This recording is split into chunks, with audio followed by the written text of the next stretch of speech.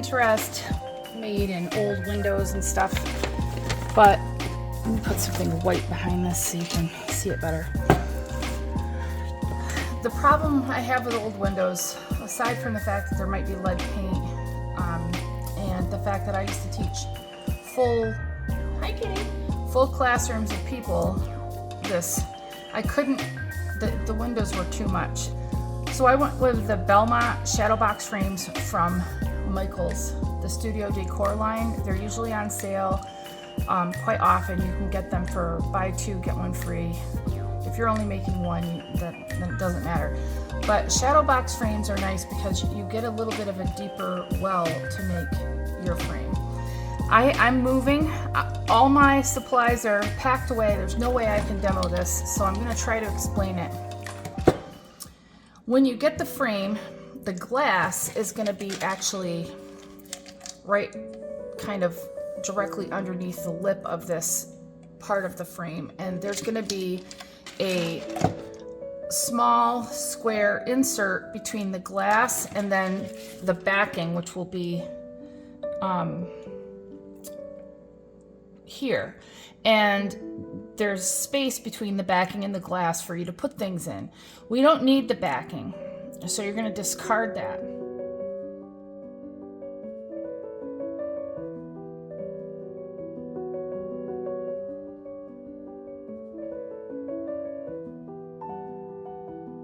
You're going to take out the glass, set it aside. I put it on a piece of paper towel so I can wash it. And then you're going to take that square insert and you're going to put that in first. And you're going to caulk all around that insert with clear 100% silicone waterproof caulk. It has to be clear and dry clear. And you want to make sure that you get it completely caulked in there so that there's no way that resin can leak. Then you're going to clean your, actually you should clean your glass first because you're going to have caulk on your hands no matter what you do. I'm going to start calling it silicone adhesive because I don't want it to sound like a bad word. So clean your glass, and then you're going to put a bead of the silicone around the adhesive around the outside of we're working from the back of the frame. This is the front, this is the back. So you've got that little square insert in there, and you've already put the silicone around both sides of it, and now you're going to put silicone here, put the glass down, and then silicone around the glass, and then you're going to let that dry for 24 hours. You want to make absolutely 100% positively sure that you've sealed that glass in completely. And it doesn't matter if it gets a little messy on the back because no one's going to see that, all right? I did push down the little metal tabs to kind of hold the glass there, or you could just put something on it to kind of push it down. If you get silicone caulk on your glass in a place you don't want it, do not touch it, do not touch it, do not use a paper towel, do not use a paper towel. Let it completely cure, and then come in with one of those like windshield scraper tools. Cut where, because you don't want to accidentally loosen the seal here, but if, let's say there was a big smear out here, just cut right there and then scrape to that cut and pull it off, all right?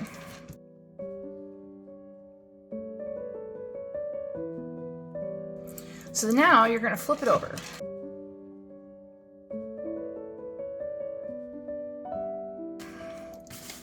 And what I have here are floral marbles from the dollar store or Michaels. They're those vase filler marbles, but you can use real marbles. That would look amazing. You could use beach glass, although it won't look frosted anymore. It will go back clear, because all beach glass is like sandblasted glass. And if we're going to put a clear sealant over that, it's going to make it clear again, right? So get your design figured out by just putting it in after the caulk is completely cured. If you try to do it before then, you're going to make a mess. So you have to resist temptation. If you can't wait to start designing your marbles, take that backer board that you discarded from this and try to line them up on there somehow.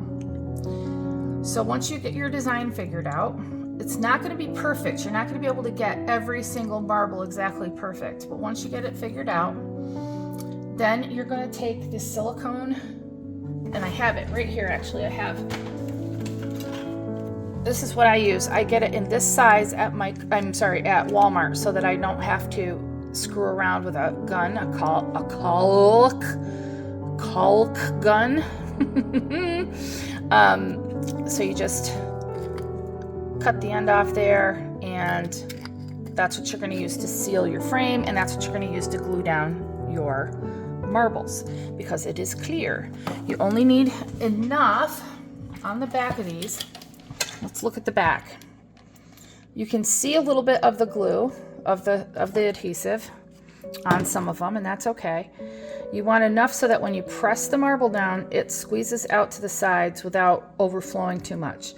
Where you can have problems is some of these marbles are a little bit concave on the underneath, the flat ones are.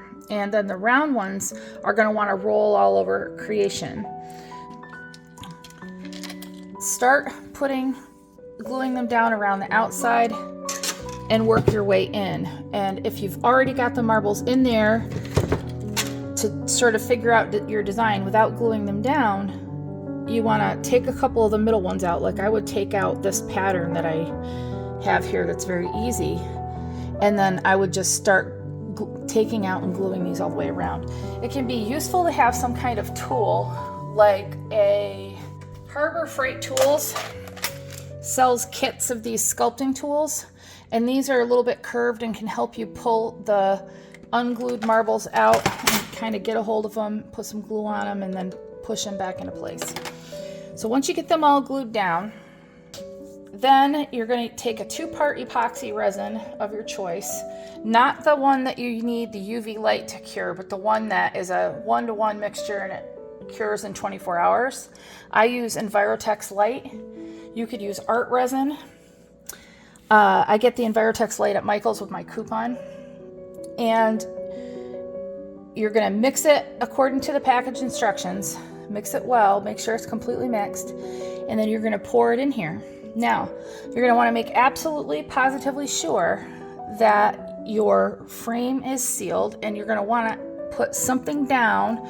Like I work inside of a cookie sheet that has a rim around the outside, and I put freezer paper with the plastic side up, and that way if any resin leaks out, I can peel this off the freezer paper after it cures.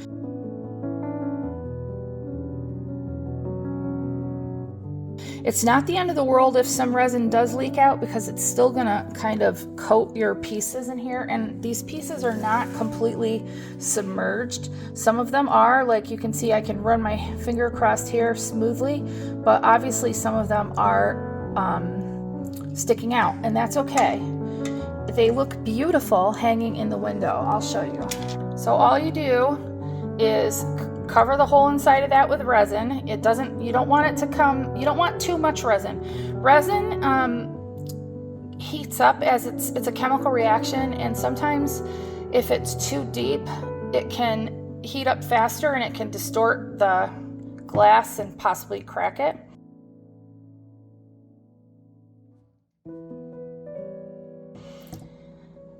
So once that's cured for 24 hours, then I just take a couple of eye hooks here and make sure you're putting them directly into the wood and not into anywhere where the glass might be. And this is a very heavy chain from Michael's in the jewelry department. You want to try the chain, like open the package and make sure it's strong, because some of that chain is garbage.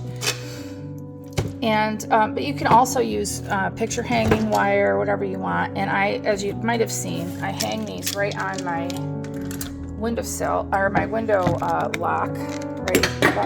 Sorry, I just dropped something. Like that.